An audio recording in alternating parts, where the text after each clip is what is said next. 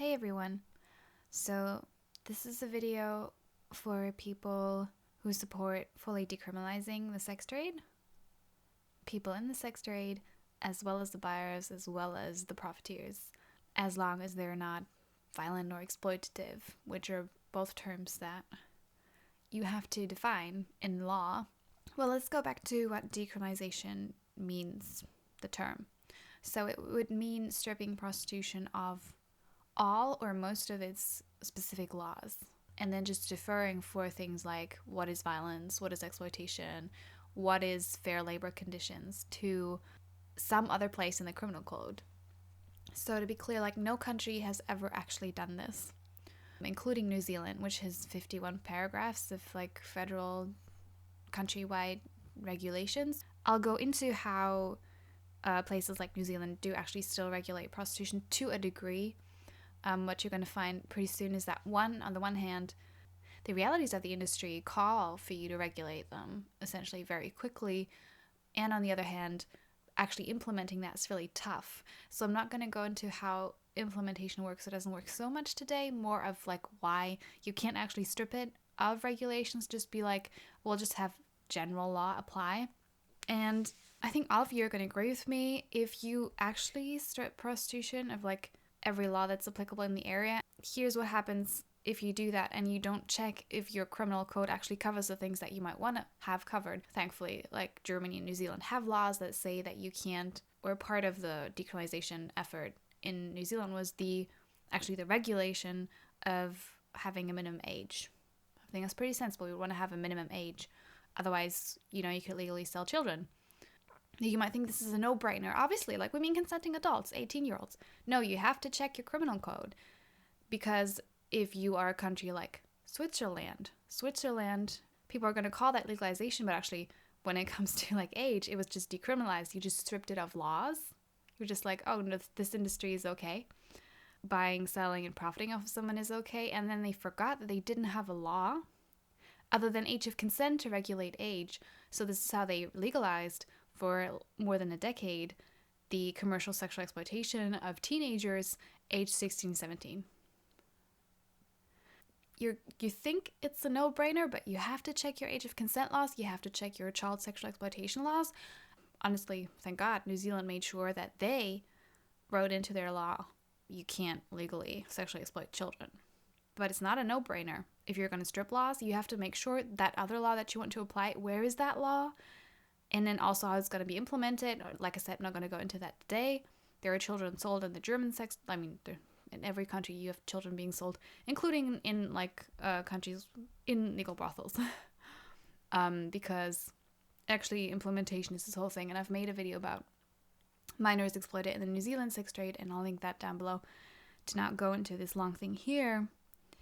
But if you think that there aren't people pushing to normalize children in the sex trade, and there aren't a lot of people, especially in New Zealand media, oh my god, it's so normalized. I can't read anything about child sexual exploitation that doesn't call it child sex work or underage sex workers or sex working minors. The freaking government of New Zealand calls it sex working minors. So that's a whole nother deal. And this one pro-prostitution activist in Germany was no, I want prostitution to be a job like any other. So if you're a teenager and you're want to get some work experience, and all of us when we're 16, we do a couple of weeks of an internship. It's yeah, sure, you should be able to do an internship at a brothel. And I'm pretty sure that most people would disagree with that.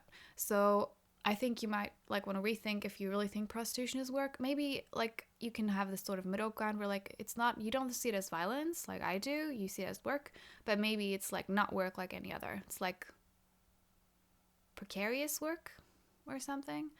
If we can even move to that point, that would be really helpful, because like I said, you don't want to do what Switzerland did. Moving on to the next point, that's not a no-brainer. You have to check you have to put in a law regarding protections for unemployed women, because if you don't have a regulation that says you can't cut someone's benefits if they don't want to enter the sex trade, well, then that's what can happen. Now, I'm not personally aware of a country that does this, where they're you will take this job at a brothel or we're going to take your benefits away. But in a future where we truly believe sex workers work and is like no different whatsoever to any other industry, that's what would happen. And New Zealand had a specific law to like prevent this. Thank God for regulation. Like, this is the bare minimum that you should do. And Germany didn't have that, but that had to be clarified later. So there were like court cases about that to prevent that, and thankfully they did. And they're like, it'd be inhumane for the state to push someone into prostitution, thereby admitting, no, it's not a job like any other.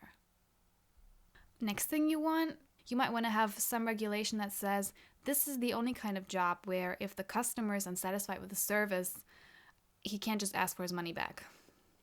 If it's a job like any other and he didn't like, let's say, the blowjob, or he felt like he was allowed access to, oh my God, all the things that men want, like they want French kissing and the women don't want it, they want anal and the women don't want it, and he feels cheated out of money, can he ask for his money back? Or here's the thing, like some women have said, like I've made bad experiences with men who are from a certain background. This is just my experience and I'm not seeing them anymore. Are they allowed to discriminate against their customer? Let's say if they're from an Arab background. Or could an Arab customer then take her to court for discrimination? And of course, men who purchase so-called sexual services discriminate against women on the basis of skin color and race all the time because they have the power and the money. But the question is, can like women turn them down for any reason, and can they keep the money if they have given some kind of service but it hasn't been to his satisfaction, or can he sue her? And I believe there's at least one Australian state where he can't sue her. And there's also one case in Germany, even though theoretically we have this regulation to stop this, where a man did like sue a woman for incomplete service. I don't think anyone who wants sex workers to have strong rights would support that. I'm pretty sure like you're going to want that regulation. And this is a regulation that's different from every other industry. I hope that we can come together and be like, this is a bare minimum that we need. And everything else would be of like a gigantic human rights violation because you're forcing women to like be touched and penetrated by men that they don't want. In my opinion, most of prostitution is that, but can we agree that at least in these cases it would be? Okay, what else? You might want to have a regulation that a convicted human trafficker cannot open a brothel. If you don't have a regulation like that, they can. This has actually happened in Germany, and now this is illegal because they're like, oops, loophole. Now he just makes his wife or his business associate or friend get the license, and then he still gets some money. So like, it's not solved, but it makes it a little bit harder. I think that's a regulation most of us would want, probably, even if we're like pro legal brothel and we like legal brothels and we think they're good, maybe not run by former human traffickers. So that's a regulation, thankfully, that New Zealand has had and that now Germany's introduced. And you might be noticing a trend here. Actually, Germany in many aspects forgot about all these regulations and didn't have them in most of the country, although Bavaria is always like more strict with everything. Lots of parts of the country were like really, really hands off. Even more hands-off than New Zealand, which is, just something to remember. What else would we not want? We want to have like some kind of limit on how much the brothel owner can take money off of her, right? We wouldn't want it to be legal for the brothel owner or some other kind of, in my opinion, a pimp, you might call them a manager, to take like 90%. Does that make sense? Because that'd be kind of exploitative.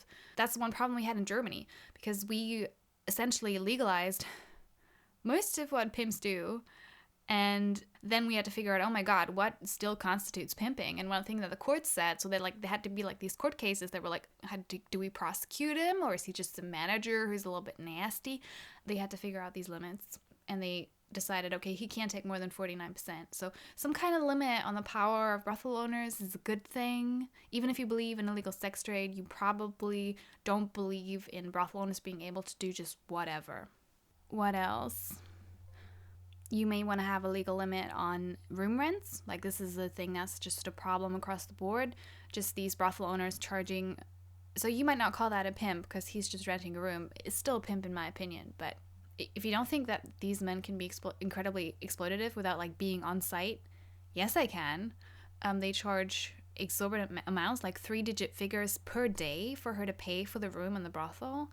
They charge extra if she's late. They charge extra if she doesn't do a certain shift, and that's legal in Germany. Like, they can control when she works, how long, etc. And I believe New Zealand's a little bit stricter, even though all that stuff, of course, happens in practice. There's like one case of a brothel owner being taken to court. I don't know of a single, like in 2 decades, I don't know of a single case where a woman has been able to take a brothel owner in Germany to court. Now, that doesn't mean that there hasn't been one, because like everyone wants anonymity. There might have been one and it just didn't make it into the media. But on the other hand, I'd imagine that like the pro-prostitution lobby would like really publicize it like they have in New Zealand, where they presented it like, I'm glad like the woman was being harassed by this brothel owner that she got to take him to court. But to suggest that one case means like there is a a strong presence of like the law protecting women like all the time, that from what like women I know who have been in prostitution in New Zealand have said, like that's not what the situation is like on the ground.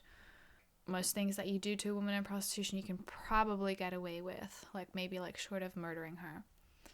What else would you want? Like there's a whole debate about condom use. This debate's like really insane because there's the argument that it's like the personal sexual freedom of the woman to not use condoms. That's a thing in Germany. Like the pro-prostitution lobby has argued that it's some kind of personal freedom to be like, I would like to risk my life and that's my choice. That's not how they put it, but that's what it is. And no women in prostitution want to be healthy. And women in prostitution, this is another talking point. And I think this is correct. Like every woman who has some level of control over a situation tries meticulously to like to stay healthy. And like the association of women in prostitution with like being dirty and careless is not accurate at all. Like only like someone very ill and like really struggling would be like not taking care of their hygiene or something like that. So but the point is, so you might want to have a law that mandates condom use, and New Zealand does. And here's the thing, Germany didn't for 15 years. They were just like, do whatever you want. It's technically against labor law to come into contact with, semen and blood, but whatever. Except Bavaria, because Bavaria is always like that. Bavaria is always waggy finger. And I have some bad things to say about Bavaria as well. Bavaria is also number 1 in Germany and like actually like arresting women. They still do that. So Germany's a mess. Sorry if I sound kind of humorous. I know this is a serious subject, but sometimes you need like a little bit of humor to just get through the nastiness, because I just want to repeat this. You might not think that prostitution is violence or exploitation or unwanted sexual contact or anything like that, but you have to admit that when you have unprotected sex with people you don't know well, you might be risking your life. And women in prostitution who might be having sex with like dozens and dozens of men per week, they have a higher risk if there isn't consistent condom use. So you might want to have some kind of regulation. And you can't like rely on the fact that theoretically there might be a labor law somewhere that says you can't get into contact with all these bodily fluids. You can't come into contact with like human saliva. So would you have to outlaw like kissing? And that hasn't been done anywhere. Like prostitution just violates labor law left and right, actually. So you both have to try and put in some protections that you can, so that maybe 1 or 2 women have an easier time like making the guy use a condom. On the other hand, you have to like make concessions and be like, I'm sorry, we just can't apply this labor protection here. Though you should obviously, if you're going to do it, try and apply as many as possible, but you have to think about where is it in the law and how can we implement it. And that's the whole thing. And that's regulation. Like you need an authority to like print pamphlets. I don't think pamphlets do that much, but it's better than nothing. You need condom dispensers, and who's going to deliver that? So the condom industry is going to say fucking thank you, because they make lots of money of the sex industry in Germany. Something like 1/4 of condoms in Germany goes into the sex trade, or is like, it's a crazy number like that. I'm going to try and look it up. Oh yeah, regarding condom use. So you might want to have a law thinking about whether if someone has been infected with an STI, if they can continue working, and if not, if they can get support from a fund or something. Also, what about health insurance? Because they're going to class women in sex trade as high risk, so they're going to ask them to pay more. Are you going to accept that, or consider that discrimination? Oh my god, so many things to consider. According to the New Zealand's Prostitute Collective, if you're HIV positive or got something else going on, an STI, you can just go right back to work and that's fine. Me personally, I don't give a damn about like buyer's health, but they're passing it on to other women in prostitution, and they're passing it on to their partners, because a lot of them like still have partners, and some of them are still sexually active with those partners, be that permanent or long term. So I care about women's health, so I think most of us do. So like, what are we gonna do about condoms and STIs? And if you just decriminalize, then you don't have an infrastructure to like deal with that, and that's gonna have to be built anyway, and there are gonna be rules that are gonna come in anyway. Like, you really can't do without regulation. And why not codify them from the start and make it really clear that this is important and what to do about it, and make sure no one falls through the cracks. And again, like, this is not the approach I believe in. I don't think that you can do this, because there's always someone so desperate for money that they're going to do it without a condom. I think some protections are better than none. So if I had to choose between none, it's like full decriminalization, or some level of legalization, I may prefer certain models of legalization. Oh yeah, medical testing. This is something I wanted to mention, because I was listening to this podcast by two so-called legal scholars who were talking about Decrim, and then they were bashing the Nevada prostitution model and saying how it's bad and you don't want that. What you want is Decrim. And the Nevada model is bad. It's super dehumanizing, like keeps women in like essentially behind like fences with barbed wire and in these very limited locations, and most of the time they're still criminalized, and they're forced to get these medical tests, which is the human rights violation. Like, you're forcing someone to undergo an intimate exam even if they don't want to.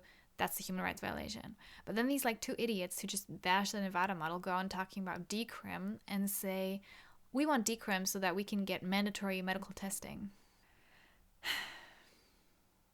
I know mandatory medical testing sounds like it's in women's best interests, and I'm not saying it's not at all to any benefit to them. Although, again, like, if a woman's sick, she's going to be thrown out on the street. Like, if you don't have a plan on where she goes when she's sick, or if she's HIV positive, you don't have a plan for her, you're just fucking her over, and all you're doing is protecting, like, some buyers from infection. Like, mandatory testing models historically have always been about protecting the health of that guy and maybe his wife. And women in prostitution are just seen as disease carriers. So you don't want that. But what are you going to do? STIs are a real problem. Like, I don't support mandatory medical tests. I think they should be voluntary and encouraged, but not mandatory. It's just cruel. And I think we all realize it's cruel because you're forcing a woman to have someone, like, examine her. You're forcing, like, someone to give their blood or possibly to have their genitalia examined. And somehow we understand that, like, having your genitalia examined against your will is a human rights violation, but having your genitalia penetrated against your free will, if you just had the money to not do it, we don't recognize that as violence. That doesn't make sense to me, but maybe we'll just have to agree to disagree. You might want to put a limit on, like, when women are pregnant, you know. Pregnant women have, thankfully, theoretically, quite high levels of protection in German labor law. Like, they can't lift heavy things, and they can, like, stay for prolonged times in, like, sort of, like, cramped positions. And I'm not 100% sure at what, like, week or month this applies, but theoretically there's quite a lot of protection. But women in prostitution don't usually have. They're self-employed, so they don't have, like, maternal leave. They don't have a contract that includes maternal leave. But if you care about sex workers' rights, again, then, like, you should be like, oh, we want to protect pregnant women. At the point where it becomes physically risky to be in prostitution, physically risky to her and the fetus, we might want to make sure that she knows that she can stop and where she can still get support to make sure that maternal leave that the brothel owner isn't paying because she doesn't have a contract is coming from somewhere. You might want to have a regulation like that. Otherwise, I mean, I don't know a single country that's like really figured this out. Like, women are self-employed, which sounds good, but it's actually not, because they don't have all the benefits of being an employee. They also have, theoretically, the owners can control them less without the contract, but in practice they, like, still do. So, like, women just lose across the board, in my opinion, most of the time. But the point is, women have, like, given birth in brothels. The point is, like, there's a demand for pregnant women specifically, And in Germany now what they've started doing is like not giving licenses to women who are 6 weeks before like predicted date of birth, which is like totally inadequate. You can just get it 7 weeks earlier. You get it half a year earlier and you just stay in prostitution.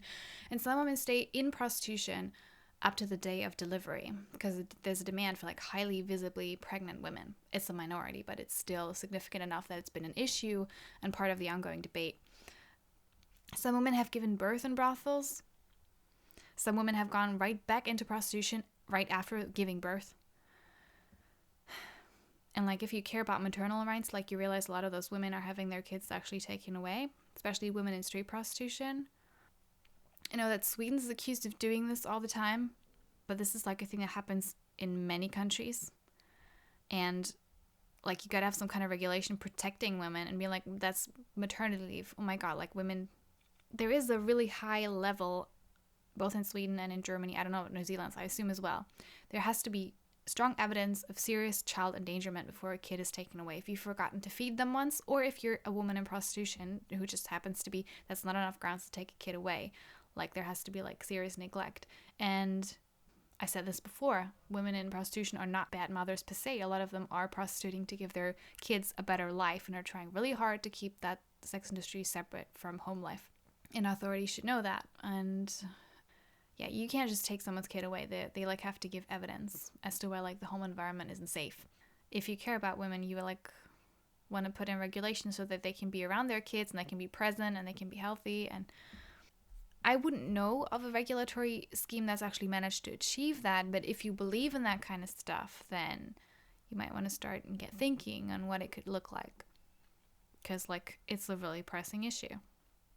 What else do we need? Okay, so I'm talking about building safety and fire safety. You might think that's covered if you decriminalize and you can just defer to like regular, but then you still like, what are you going to class a brothel as? It's going to be classed as a food establishment because there might be food sold. So you're going to have to like have some kind of food hygiene. Then you're going to need an authority that goes into brothels to check like for the food hygiene. A lot of them double as saunas or spas. So you're going to have someone like check hygienic stuff related to the water or like to the showers, or you're going to need someone to check if that brothel is safe enough in terms of like a fire escape plan. And now what a lot of people promote are not the big brothels because they're seen as kind of exploitative, and that's correct. And a lot of them are owned by organized crime and you shouldn't, like they're not good. But the disadvantage of the small ones is one, still a lot of organized crime.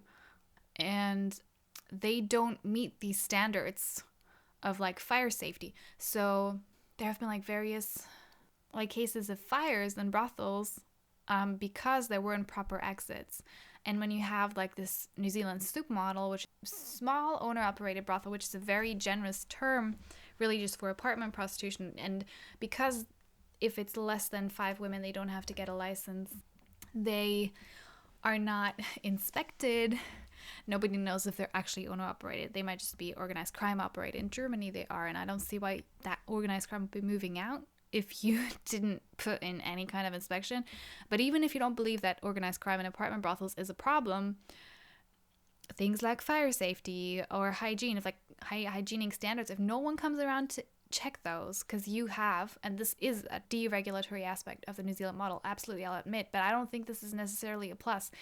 Absolutely not criminalize women for working together in apartments, but if you care about work safety and workers' rights, you have a right to work at a place where that has high hygienic standards, where you're not gonna get everything from foot fungus to like something bad that's gonna kill you, poison you.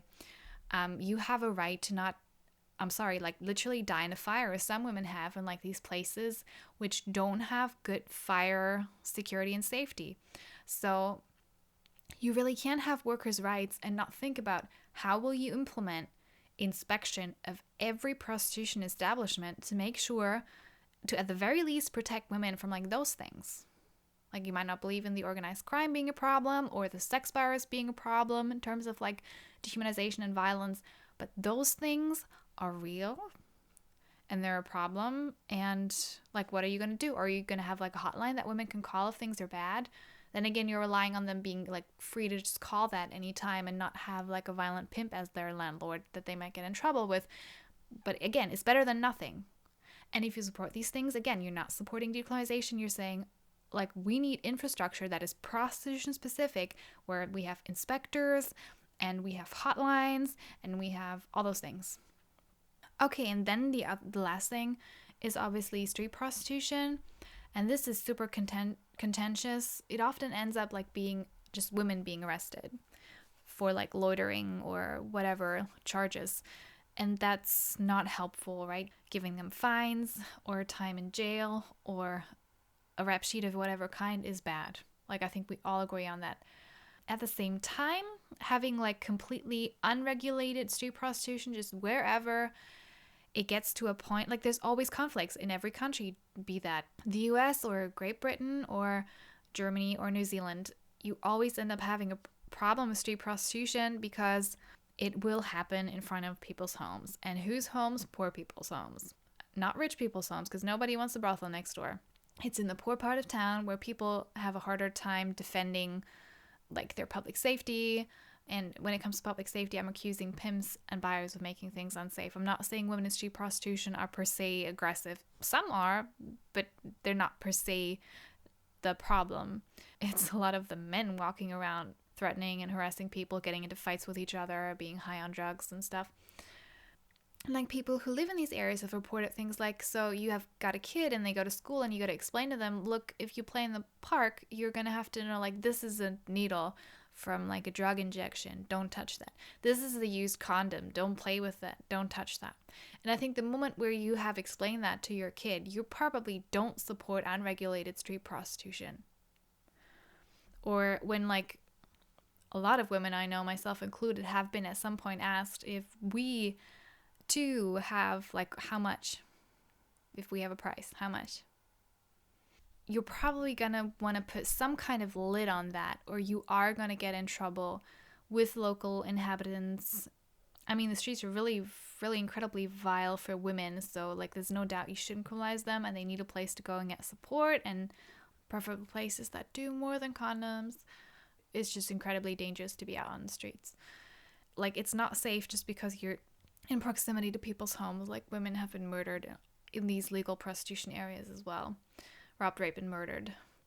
I mean, it does happen on like doorsteps of people, but usually like she gets into the car and they drive somewhere where it's a little more closed off, maybe in the car or in a little bit of woods or somewhere not visible. But still, the contact and the littering is going to happen in residential areas, and that's, I'm sorry, you're gonna have problems. And that's why New Zealand has this provision with bylaws that if a local city council says this has gotten out of hand, like we're going to have to limit this, we're going to like have to ask women to go somewhere else, we're going to have to start arresting, usually they start arresting the women, which sucks. And like sometimes they're just arresting the women and letting the men off, which is so...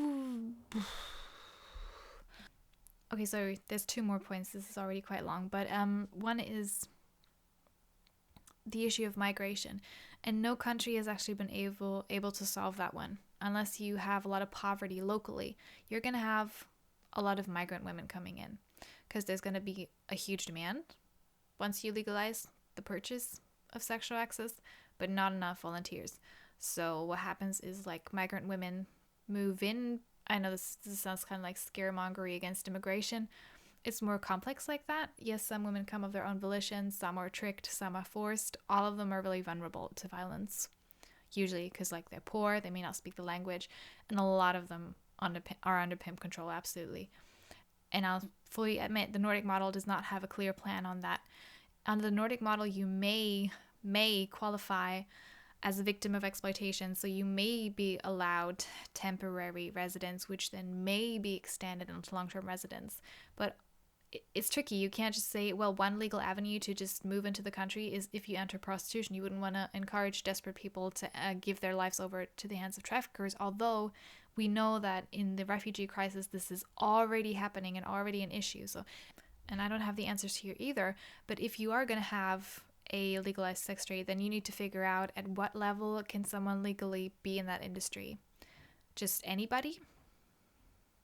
Then you've most likely just handed a huge, massive gift to human traffickers, because it's going to be incredibly hard to prosecute someone if, like, being poor, not speaking the language, is not grounds for like suspicion of maybe if there's vulnerability and exploitation, etc. If that's just seen as migrant sex work, then you will protect exploiters.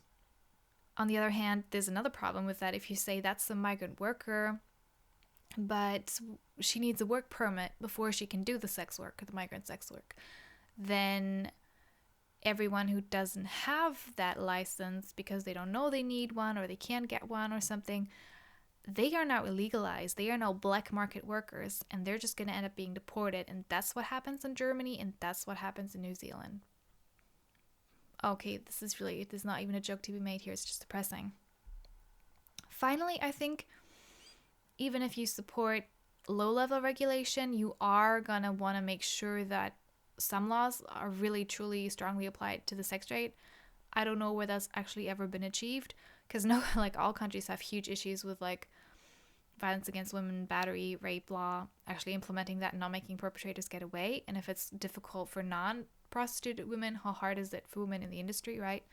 But if you believe in a low-level regulation sex trade and you want to call that decrim, okay, you are still going to need some kind of training of law enforcement and like some kind of working with courts to make sure that when a woman does want to accuse someone, she's got the kind of support that she needs. And there isn't this mentality all around that, she can't be raped because sex is her job or some kind of nonsense like that.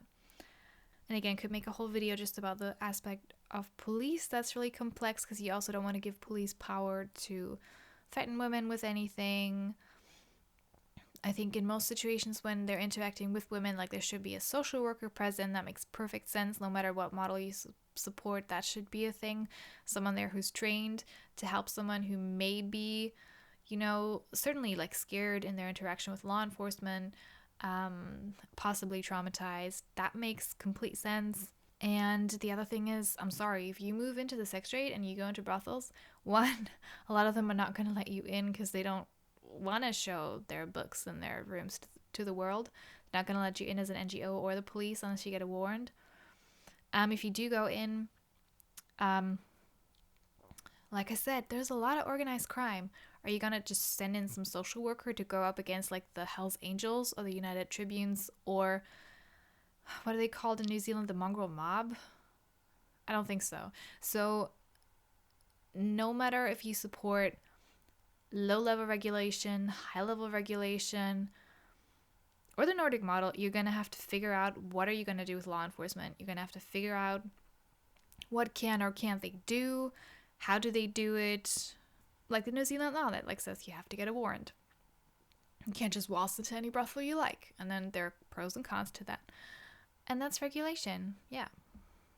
You can say that you're pro-decrim, but if you look at all those things, you're going to have to like consider that maybe some of these need an action plan. And what's another word for action plan on like a national level? I think it's called a law or a regulation, and that's when you have legalization. So there's no such thing as full decriminalization. There are varying degrees of regulation, and you can be more for deregulation or more heavy regulation. Most of them do unfortunately either end up punishing women or not introducing sufficient protection and like actually protecting perpetrators. Like that's the problem. I don't think there's a sweet spot in between. I don't think this is something that you can actually regulate. I think it violates laws against discrimination, exploitation, sexual consent, and so many other things inherently. But if you disagree, then get started on your action plan /law/regulation.